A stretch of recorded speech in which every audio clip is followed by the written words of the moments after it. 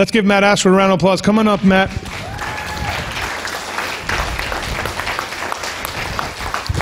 So I'll get you plugged in, buddy. Okay. You plug that in. That's the side. That's the side. Okay. Yeah. You got it? All right, so Matt will do that. I'll get him the clicker. And for those of you in the back of the room, there is also a presentation to your left on the wall. So just in case you're straining to see something, there's a presentation on the corner. But for everybody else, you're up here. So this is yours. Cool. Should be on. Am I on? Yep. Morning, guys. All right.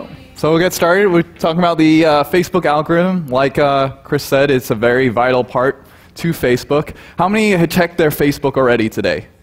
Just today. Wow. Look around. Look around. Raise your hands. Who's checked Facebook already today? That's crazy. Like, imagine asking that like 5 years ago. Like, no, half of you would be like, "What's Facebook?" Yeah, algorithm's a big part, because what are you doing when you're on Facebook? You're doing this number, right? You're scrolling through the Facebook feed. And what the algorithm does is figure out what should show up in your feed. So for every post, there's kind of like a, I don't know, you could say like a ranking as to what should show up in your feed. So there's different things. So I'll go into more about what the algorithm is. Like what they're looking for and what works within Facebook to help you show up in more feeds. But first, just make an announcement. Some of you may know me as Ashwood Media, our social media team, but that's changing now. I've partnered with, just this past week, partnered with the Songbird Agency. We're a collaborative agency helping small businesses with their marketing. So just FYI, so if you see me now, what's this Songbird? Oh, well, that's my new company. So I'm still doing business as usual, just under a new brand. And Jonah's in the back if you want to say hello to Jonah. He's kind of new to the TBBO group. But yeah, so that's just to let you know. To dominate the news feed, we kind of want to look like this guy, right? Andy, show up in people's faces all the time. And that's what we want to be like, right? But we want to do it, but if you want to do this well, you want to do it, you want to cater. I'll let it play through. But you want to cater to the Facebook algorithm so that you can be like Andy, showing up in the feed all the time. That's it. So, like I was saying, with different posts, there's different. There's a kind of a ranking to each post. So from posts from your friends, so they rank it by which is quality content, and they want to get rid of the spam. So, from spam all the way to quality content, there's kind of a ranking to everything that goes on to Facebook. And Facebook will pick out primarily what posts from your best friends come up. Because that's typically what you see on your Facebook feed, is what your best friends are doing. And Facebook can figure out who your best friends are by who you're messaging the most, whose content you're liking the most, who you're interacting with the most on Facebook. And they've kind of figured out who your Facebook friends are. So sometimes even if you're stalking someone on Facebook, that person shows up more so in your feeds because Facebook thinks you're best friends, but really, you're being a creep. So then there's posts from your acquaintances. So there are other, occasionally you'll see someone that you don't talk to often show up in your feed. That comes up too, as well as posts in your Facebook groups. And this can be powerful for marketers. Jen's going to be talking about a lot more, because Facebook, you're there to connect with your friends and family, so it's almost a closed network. But when you're interacting with groups, you're reaching into other networks around that common ground. So Jen's going to be talking about more how to leverage that. That's kind of some of the content that comes up. And how they're ranked by your best friends first, then people you're not associated with less. Then what pages are posting, posts that come up in your feed from pages you're engaged with a lot. So if you're liking Tampa Bay business owners and commenting on their posts in their feed all the time, if you're interacting with them a lot, they're going to show up more often in your page. So your Facebook fans, the people that interact most with your page, are the ones that's going to see your content more. So it kind of pulls, and that's what's cool about Facebook. That's how you're creating a community. The more they're engaged, the more they know about what's going on with your brand.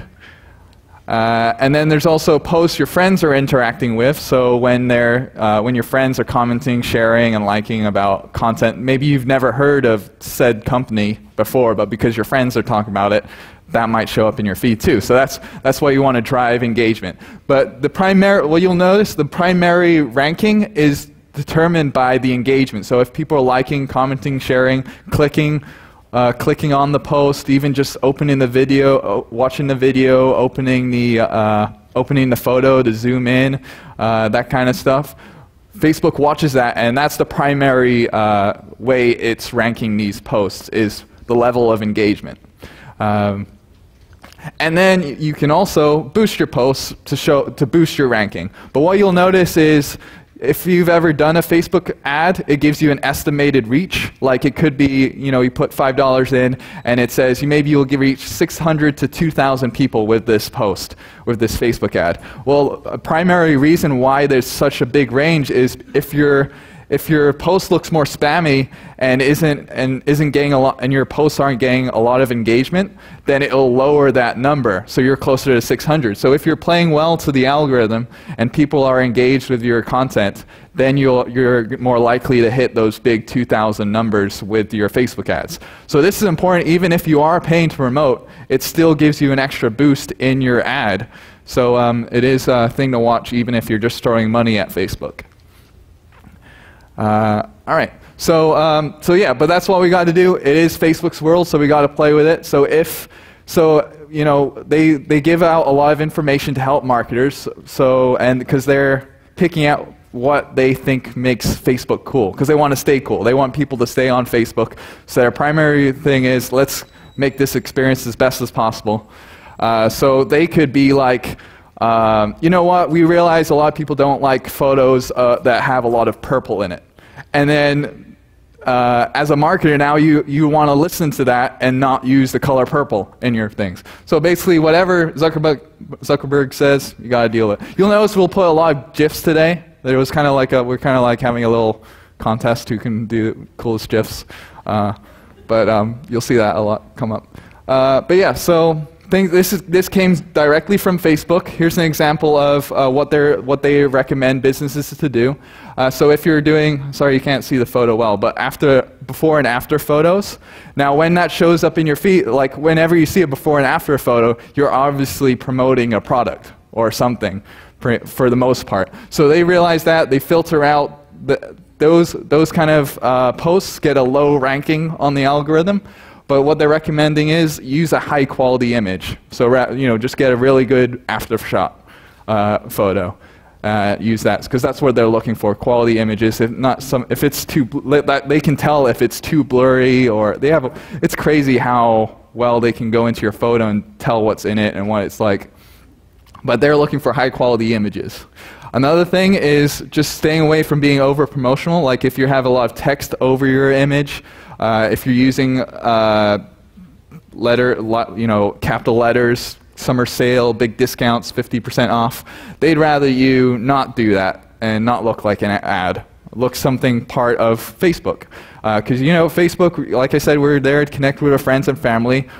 Our friends and family aren't selling us stuff. So when a business jumps into our space with an advertisement, it's almost invasive. So you want to be a part of Facebook. Tell your story as a business. Tell your story through it, just like your Facebook friends are telling their story. You want to tell your business story in that way. Another thing so what they look for, here's a good tool to write down. If you go to fb.me/20, the grid tool, basically, because what they are looking for, if you have too much text on your image, they won't. That's a big negative on the algorithm. But it also, if you have over 20% of your image is covered in text, they won't even let you advertise that post, because they don't want people to see that stuff, because it's too salesy in their opinion. So yeah, keep text a lot smaller. But if you go to this tool, you can upload the photo, and then you can figure out how much percentage your image really does have text on it. So it can be very helpful to use that tool. But I would just stay away from using text as much as possible in your images. But you can always use this tool too. Another thing they said is that posts that are too long aren't great for Facebook because, you know, Facebook's a very visual place. So use photo, use video, use stuff that's visually engaging more so. Another thing, so yeah, post the text, like I was saying, put your text in the copy rather than on the photo itself. But also when you're putting your brand, like they don't like it when you put your logo just on top of the image. They much prefer if the logo is in the photo naturally. Like they gave this example where the logo is on a shopping bag in the photo. They really like that. They don't like when you just put graphics over it, because then you look too salesy to Facebook. And this isn't, most of this is what affects your rankings. It's not, you can't do that, but it can, because what I'll do, kind of my strategy is to do as much storytelling, these kind of posts as possible. Then when we really want to push, we'll put one call to action out that can look a little more salesy than others. But for the most part, you want your content to look like that. Here's a few other things you'll notice. Sean and Eric will go more into Facebook ads, but these are things that the Facebook won't even let you advertise with, and because they can figure out, we can also assume that they're looking through this in the algorithm. So if you avoid this kind of stuff, you'll do well in Facebook. Yeah, I'll go through each one. So this is so text. If there's too much text on your image, I already mentioned that. Before and after photos. One thing I was interested to find out, is Nancy here? Oh, yeah, Nancy with Tampa Bay Matchmakers. We were testing. Facebook doesn't allow dating services to advertise on Facebook. So I guess if you're talking about dating services, then you're not. Facebook doesn't like that. There's also, I found out working with a plastic surgeon, if you're using models in your image to represent the ideal image, Facebook doesn't like that either and won't let you advertise with that. So stay away from like models with little clothing, I guess. Also anything, and I guess this is probably obvious, is anything that's sexual or sexually related kind of stuff. Then stuff that scare or shock or intimidate. That's supposed to be a gun if you can't. I don't know how well you guys can see these, but it's like stuff that intimidate. That's kind of a gun pointing at you. And then images where you're tricking people. So it'll look, if you put a play button on your image, even though it's not a video, they'll look for that and say, hey, you're tricking our Facebook people, so don't use those kind of images. So they don't like it when you put stuff to trick people that, hey, this is a video, and then they click in and like, why is it not playing? So they look for that stuff. And then there's a lot of things like alcohol, smoking, nutrition supplements you can't advertise to 18 or under. So that's probably hurting your algorithm score too, all this kind of stuff if you're posting this. So I'll go through, what I'm going to go through now is the what's changed in the algorithm just since the last Facebook, I wasn't here at the last Facebook Summit, but in the last year, what's changed in the newsfeed. And it's okay, you don't need to know everything that's going on, just so you have a broad idea of how the algorithm has been evolving through there. So you'll probably feel like that guy a little bit.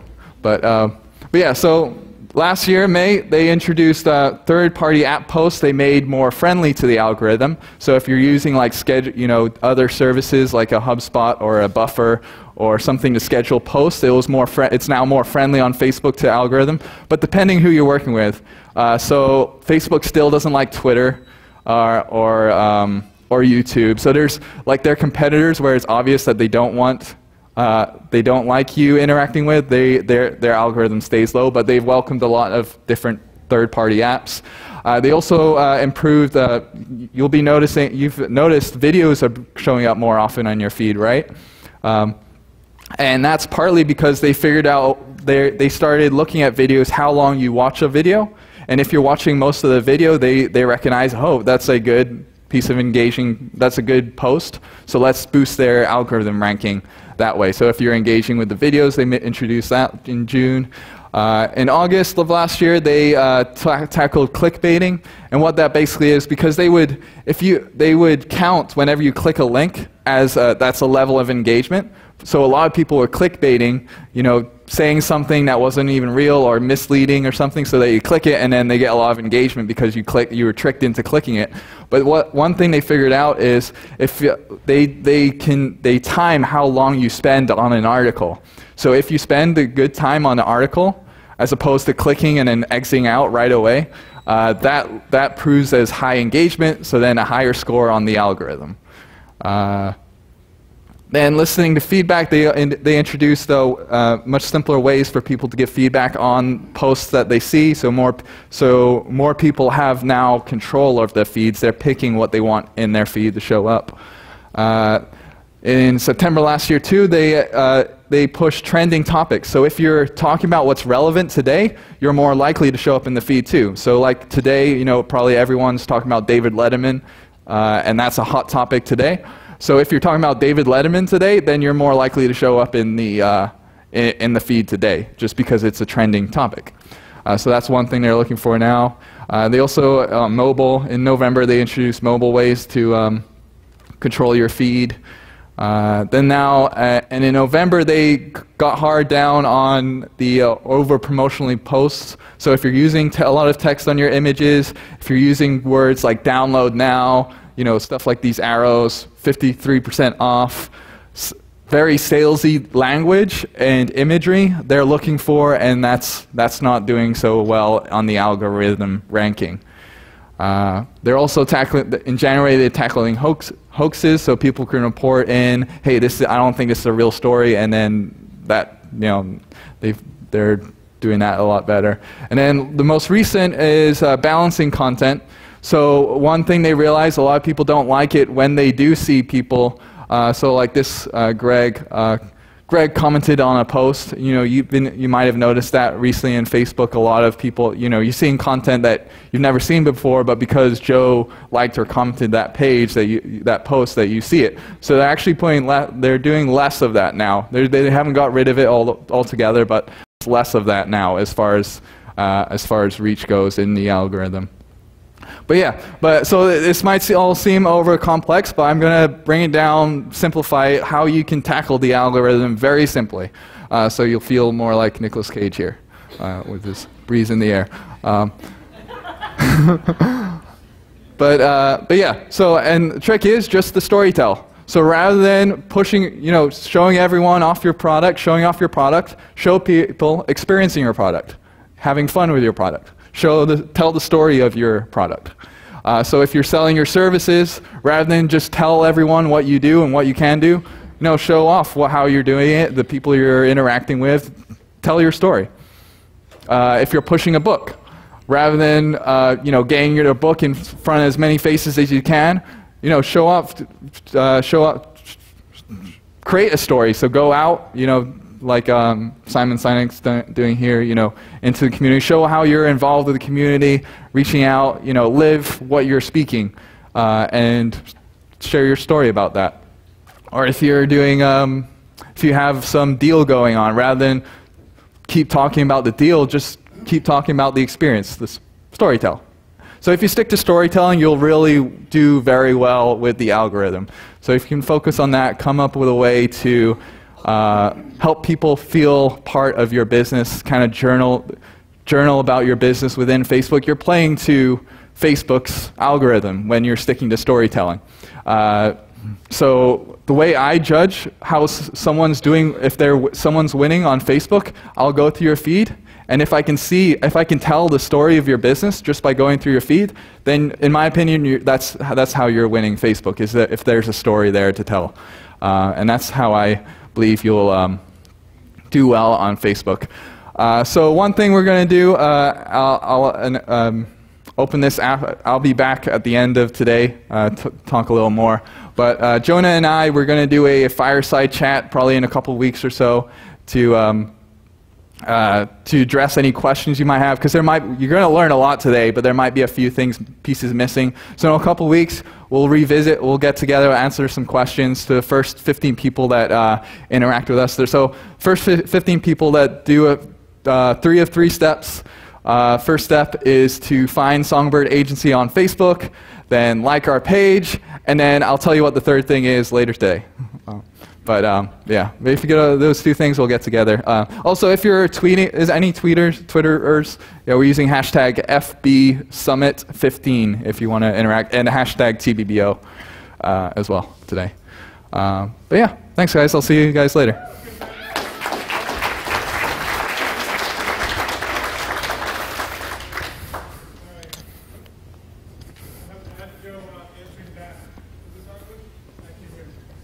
Joe answering back. Thanks, Anthony.